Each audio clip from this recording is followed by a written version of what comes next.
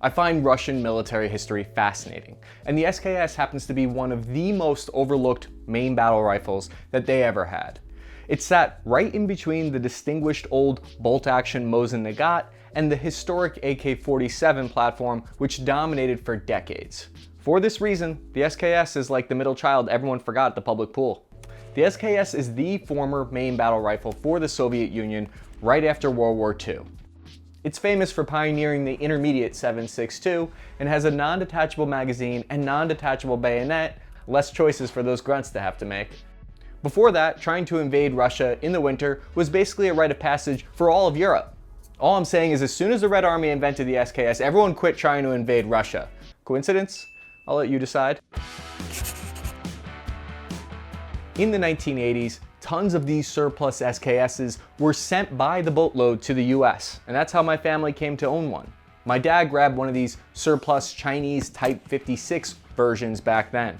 They were cheap, about 90 bucks, whereas today they go for closer to 600. The rifle's lightweight and open style iron sights made acquiring a target easy at even 200 meters. You might be wondering why the Russians didn't stick with the old SVT-40, which they had before the SKS. And this is an interesting story to analyze.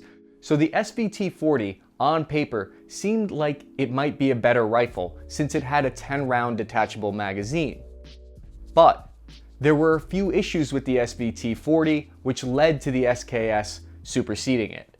I think you can actually see some of the very specific design choices in the SKS that relate directly to the Red Army's perceived failures of the SVT-40. The SKS, for instance, has a non-detachable internal magazine. That's one of its distinguishing features.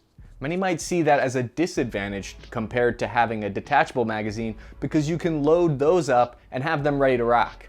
That might be true at the individual level, but when you try to make these rifles scale to millions of people and give them to not so well-trained soldiers, then at that point, magazines start to become a problem.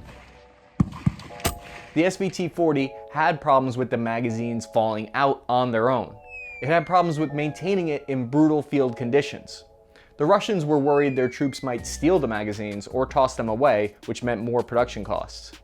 You have to remember, detachable magazines were still a relatively new feature back in the 1940s, so they weren't as trusted.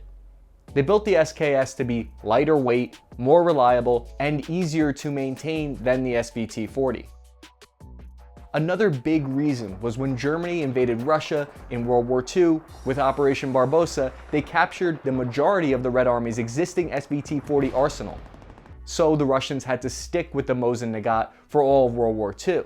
And when they had time to get around to start working on a replacement rifle after the war, they designed the SKS to address the original concerns that troops had on the ground about the SVT-40.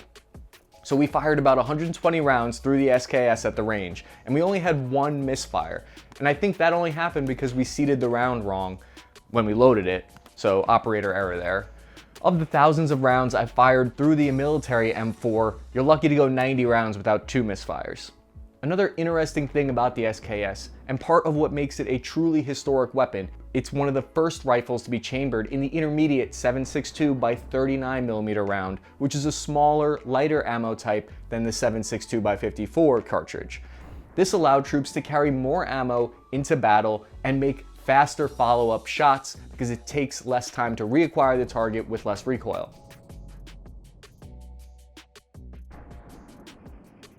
This cartridge also has a legacy that reaches all the way to today in 2020 because it's still one of the most popular rifle rounds out there. After a few rounds of practicing my old ready up drills, I was able to pick up the rifle and fire at the target within 3 to 4 seconds on average. The SKS, above all else, was built to be reliable and easy to mass produce. This focus on reliability and easy production meant slight decrease in accuracy down from the bolt-action Mosin Nagant. The SKS was loaded from the top with a stripper clip, which was a fast and reliable way to reload. Over 15 million of them ended up being produced. The Soviet Union sent their design plans to places like China and Vietnam for them to produce their own versions. The rifle was created by comrade Sergei Simonov, who was one of the first pioneers in the world to create one of the first semi-automatic rifles back in the 1920s. Open-style iron sights make it easier to acquire a target, and they are cheaper to mass produce compared to the aperture style that Western countries started going with at this time. Open-style iron sights are, however, slightly less accurate. Dear Lord Americans, Happy Veterans Day from your Russian comrade Boris, Nostrovia. I hope you all enjoy your free appetizer at your capitalist restaurant Chili's. If you want to know the truth about Mother Russia's glorious SKS, it was actually a fallback rifle in case our revolutionary AK-47 failed. Modern versions with composite stock and Picatinny rail systems exist instead of the original wood and steel. Back to you, Cappy, you capitalist pig. The SKS fit the Soviet-style doctrine of fighting, which had been informed by what worked for them during World War II. They wanted the fighting to get in close to negate that range advantage. They also planned on having the greater numbers. I'm not picking sides here trying to say which doctrine was better or worse. I'll leave that question for the military experts to debate about. As a military enthusiast, I just find it fascinating to see how these different styles of fighting played out against each other. For this Soviet-style doctrine to work, they needed millions of reliable rifles, since they knew numbers were a big part of their advantage. I call the Soviet doctrine more is more. Their rifles were easy to train on, they were very intuitive and easy to maintain.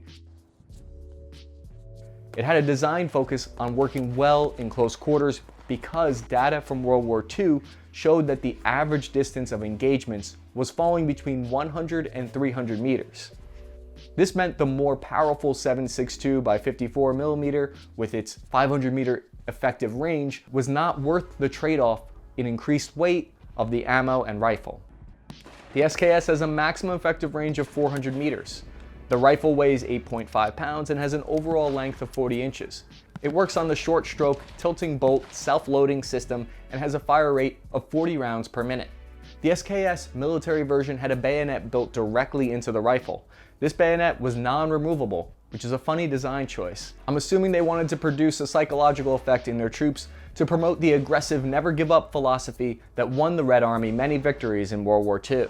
The SKS saw wide service in the Vietnam War and the Korean War. The weapon was rendered obsolete by the Kalashnikov AK-47 because it had 3 times the magazine capacity and was easier to manufacture. The AK-47 had a select fire feature which allowed it to fire either semi-automatic or automatic, which was a giant upgrade from the SKS.